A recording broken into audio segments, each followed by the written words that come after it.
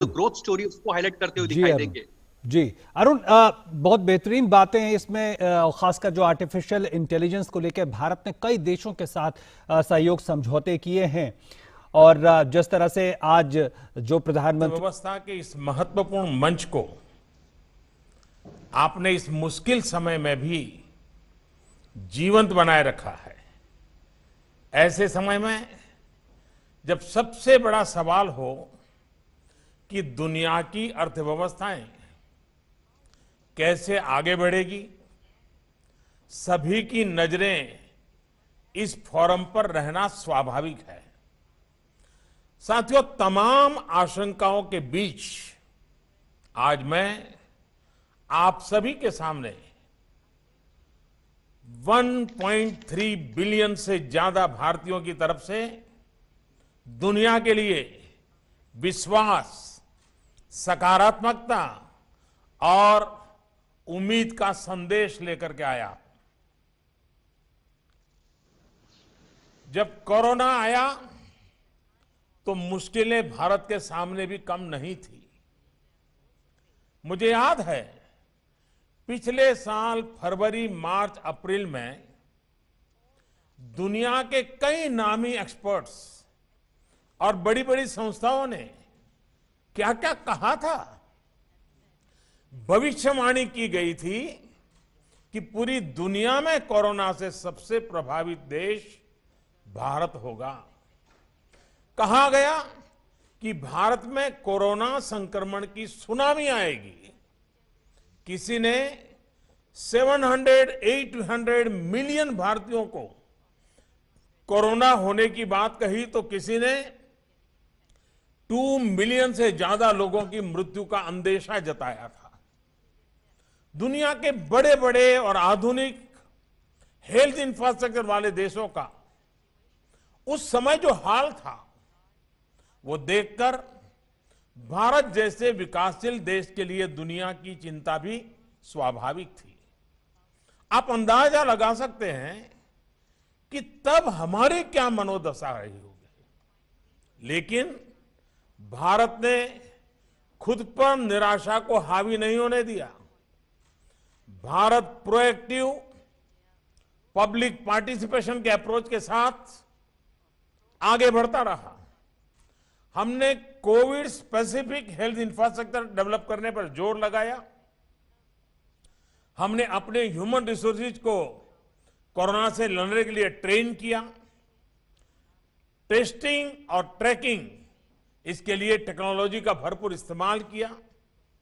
इस लड़ाई में भारत के प्रत्येक व्यक्ति ने धैर्य के साथ अपने कर्तव्यों का पालन किया। कोरोना के खिलाफ लड़ाई को एक जन आंदोलन में बदल दिया।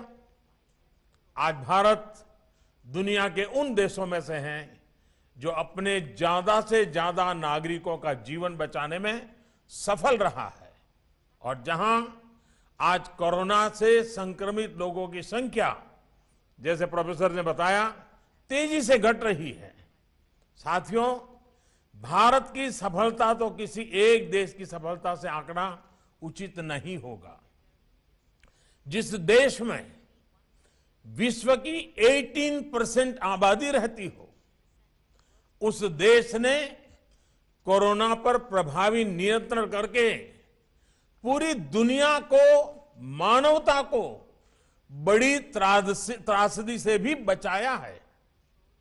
कोरोना शुरू होने के समय mask, PPE kit, test kit हम बाहर से मंगाते थे। आज हम न सिर्फ अपनी घरेलू जरूरतें पूरी कर रहे हैं, बल्कि इन्हें अन्य देशों में भेजकर वहां के नागरिकों की सेवा भी कर रहे हैं। और आज भारत ही है जिसने दुनिया का सबसे बड़ा कोरोना वैक्सीनेशन प्रोग्राम भी शुरू किया है। पहले फेज में हम अपने 30 मिलियन हेल्थ और फ्रंटलाइन वर्कर्स का वैक्सीनेशन कर रहे हैं। भारत की स्पीड का अंदाजा आप इसी से लगा सकते हैं कि सिर्फ 12 दिन में, 12 डेज में भारत ने अपने 2.3 मिलियन से ज्यादा हेल्थ वर्कर्स को वैक्सीनेट कर चुका है। अगले कुछ महीनों में हम अपने करीब 300 मिलियन बुजुर्ग और कोमॉर्बिडिटी वाले मरीजों के वैक्सीनेशन का टारगेट पूरा कर लेंगे।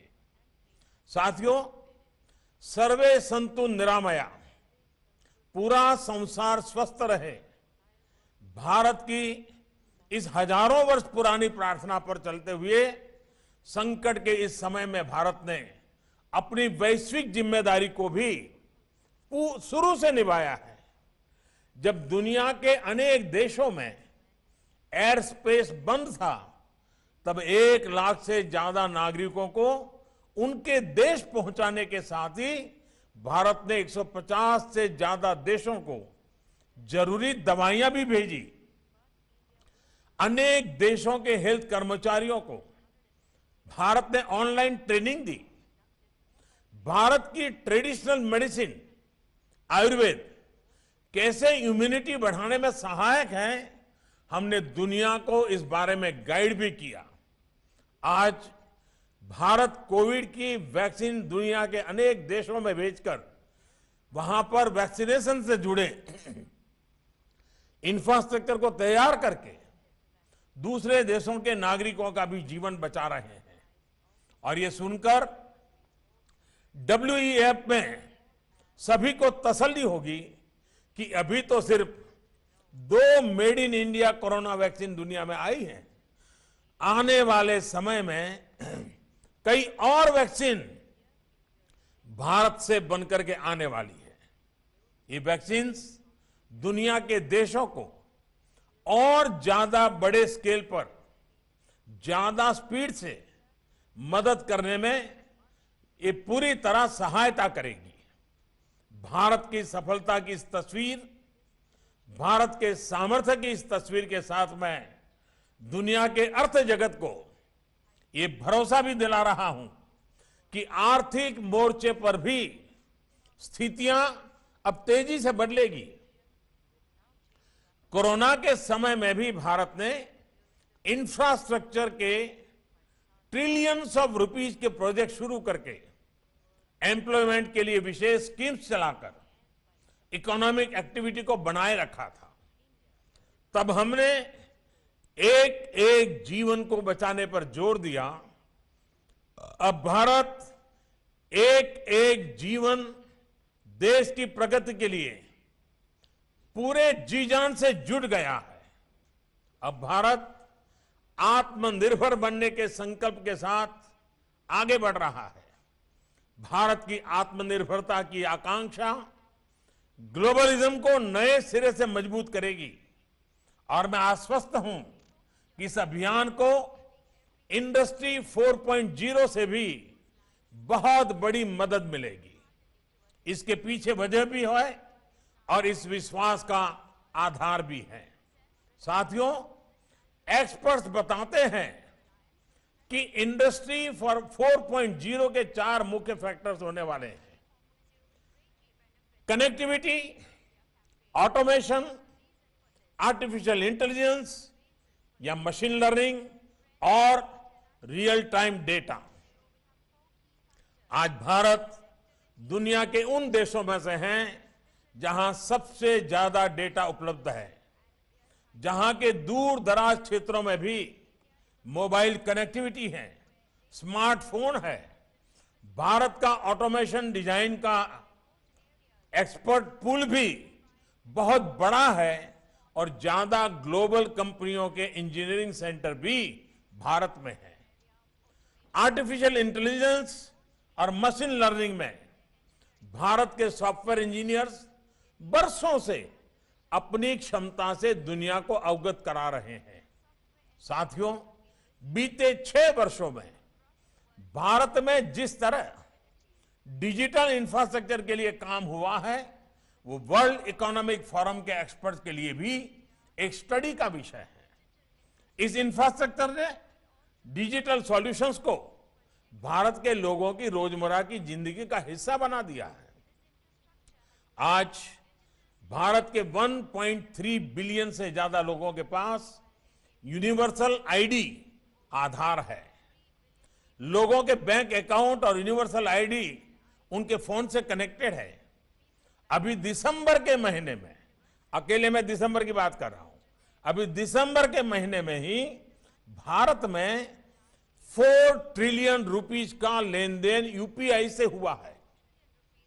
यहां जो बैंकिंग सेक्टर के लोग हैं वो जानते हैं कि किस तरह से दुनिया के बड़े बड़े देश भारत द्वारा विकसित यूपीआई व्यवस्था को अपने यहां दोहराने का प्रयास कर रहे हैं। साथियों, हमने ये भी देखा है कि कोरोना संकट के दौरान अनेक देश परेशान थे कि अपने नागरिकों तक सीधे आर्थिक मदद कैसे पहुंचाए। आप ये जानकर चौंक जाएंगे कि इसी दौरान भारत ने 760 मिलियन से ज्यादा लोगों के बैंक खातों में 1.8 ट्रिलियन रुपीस से अधिक सीधे ट्रांसफर किए हैं। ये भारत के मजबूत डिजिटल इंफ्रास्ट्रक्चर की ही ताकत का उदाहरण है। हमारे डिजिटल इंफ्रास्ट्रक्चर ने पब्लिक सर्विस डिलीवरी को एफिशिएंट भी बनाया है और ट्रांसपेरेंट भी बनाया है। अब भारत अपने 1.3 बिलियन नागरिकों को हेल्थ केयर के इजी एक्सेस के लिए यूनिक हेल्थ आईडी देने का भी अभियान शुरू कर रहा है। और साथियों, मैं आज इस प्रतिष्ठित फोरम पर सभी को यह भी आश्वासन देता हूं कि भारत की हर सफलता पूरे विश्व की सफलता में मदद करेगी। आज हम जो आत्मनिर्भर भारत अभियान चला रहे हैं वो भी ग्लोबल गुड और ग्लोबल सप्लाई चेन के प्रति पूरी तरह कमिटेड है। भारत के पास ग्लोबल सप्लाई चेन को मजबूत करने के लिए कैपेसिटी भी है, कैपेबिलिटी भी है और सबसे बड़ी बात रिलायबिलिटी भी है। भारत के पास आज बहुत बड़ा कंज्यूमर बेस है और उसका जितना विस्तार होगा उतना ही ग्लोबल इकोनॉमी को लाभ होगा। साथियों, प्रोफेसर क्लाउस श्वाब ने भी कहा था कि भारत संभावनाओं से भरा वैश्विक खिलाड़ी है। मैं आज उसमें यह भी जोड़ूंगा कि भारत संभावनाओं के साथ साथ आत्मविश्वास से भरा हुआ है, नई ऊर्जा से भरा हुआ है। बीते वर्षों में भारत ने रिफॉर्म्स और इंसेंटिव बेस्ड स्टिमुलस पर बहुत जोर दिया है। कोरोना के इस समय में भी भारत ने करीब करीब हर सेक्टर में स्ट्रक्चरल रिफॉर्म्स की गति को तेज किया है। इन रिफॉर्म्स को प्रोडक्शन लिंक इंसेंटिव्स के से सपोर्ट किया जा रहा है। अब भारत में टैक्स रिजिम से लेकर एफडीआई नॉर्म्स तक एक प्रिडिक्टेबल और फ्रेंडली एनवायरनमेंट है। भारत में ईज ऑफ डूइंग बिजनेस की स्थिति लगातार बेहतर हो, इस दिशा में भी काम जारी है।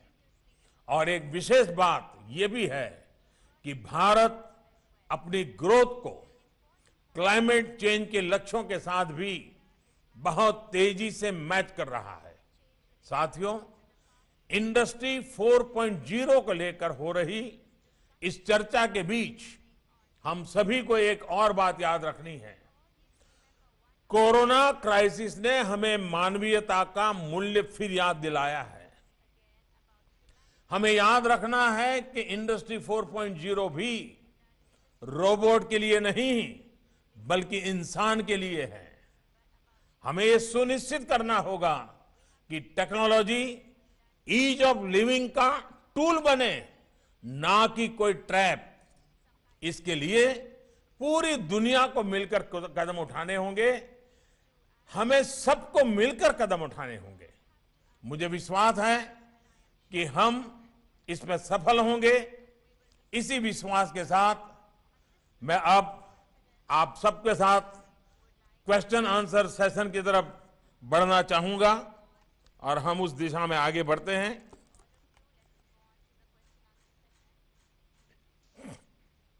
Thank you. Thank you, Prime Minister, first for this message of hope and confidence.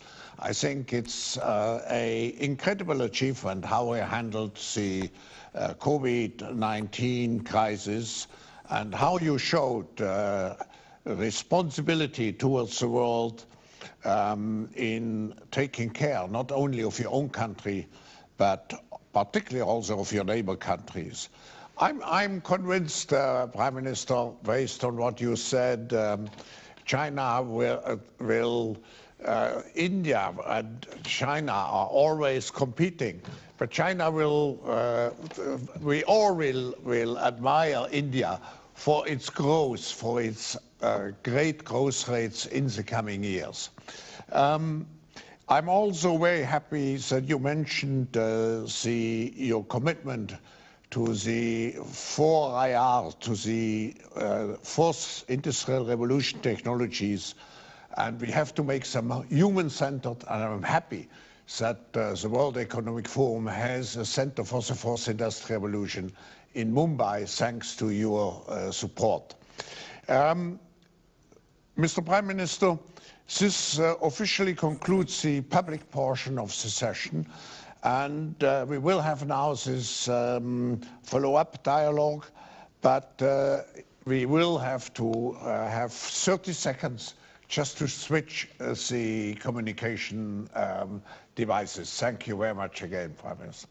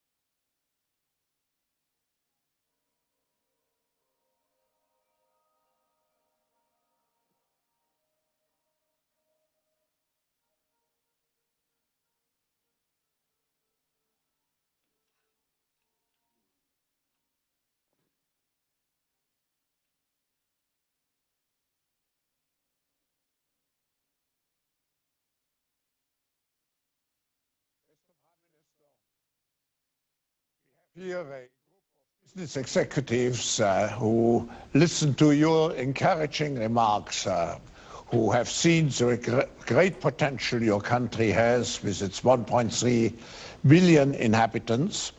And I would like to welcome all the business leaders, and I would first open the floor to a question and would ask Joe Kaeser, the President and CEO of Siemens, to take the floor.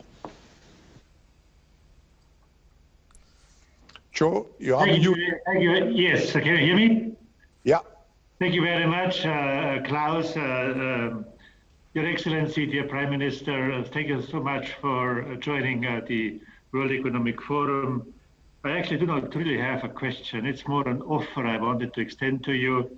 It always needless to say that we want to congratulate you on how this pandemic has been managed in a country with almost 1.4 billion people. I really have to say this deserves the utmost respect. But obviously, you know, there is a time after COVID-19.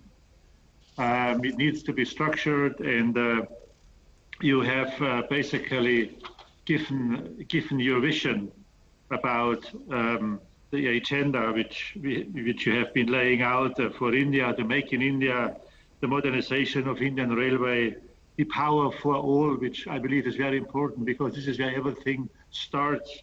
Of course, the power needs to be sustainable, reliable, and obviously also affordable. We talked about healthcare, and last but not least, generating the skill set for the people in India. Now, all those 5 matters. This vision is extremely important. But it also needs a clear strategy on how to get there. And even more importantly, it needs efficient execution.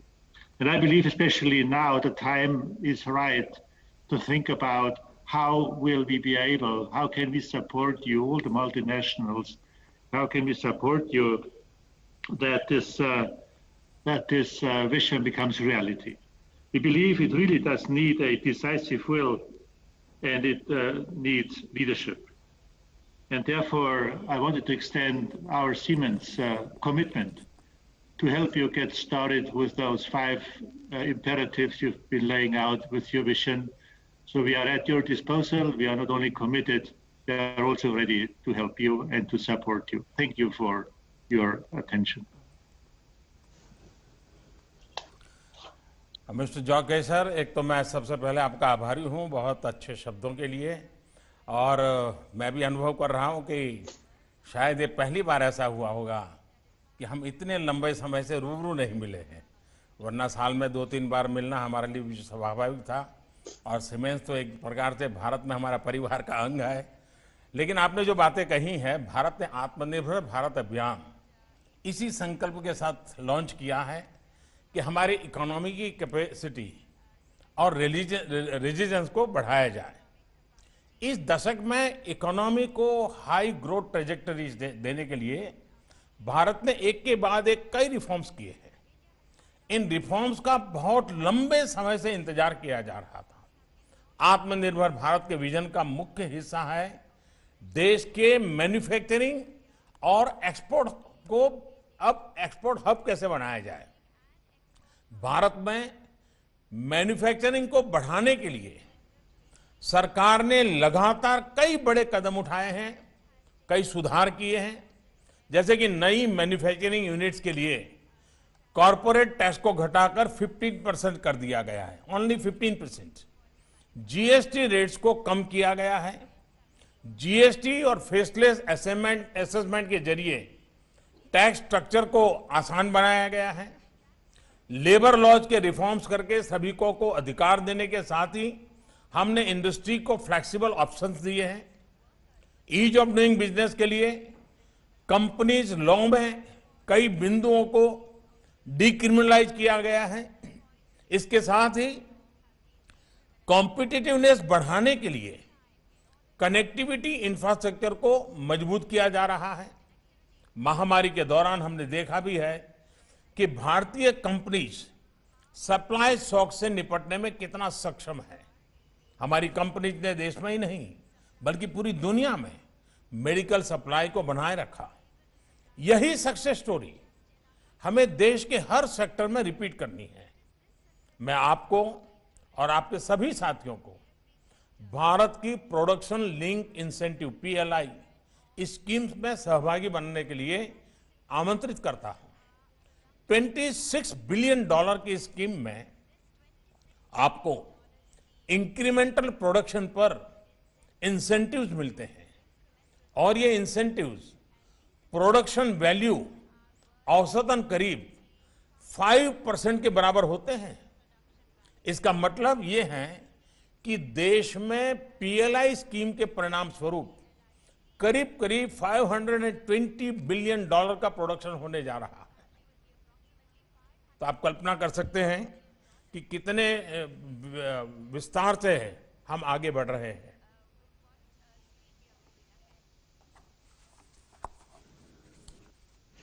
Thank you, Prime Minister. I should also mention we are joined by key members of the cabinet, just in case the Prime Minister, I think he has a commitment and he will leave us shortly, but we will follow up all the questions which were raised. May I go to Björn Rosengren, CEO of ABB? Thank you very much, Honorable Prime Minister, ladies and gentlemen. It's an honor and a pleasure to be here today.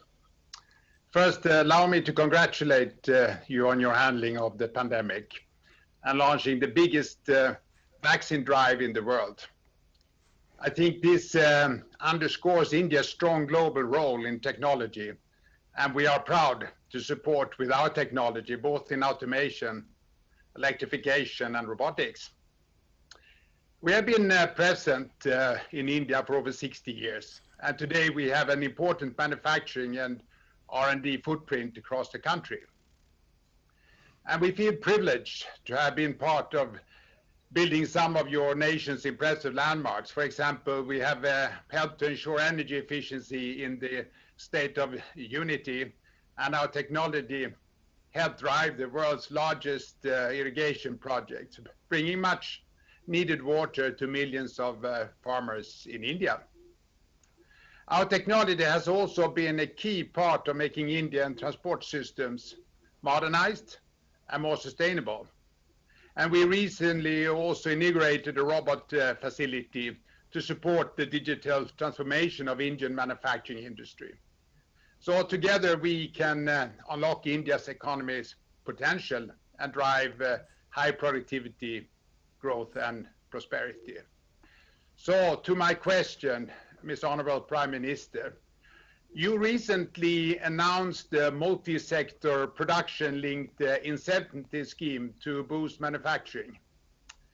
So what is your vision and complementary reforms in infrastructure and logistics, but also how to make India a preferred destination for investment for global manufacturers like ABB?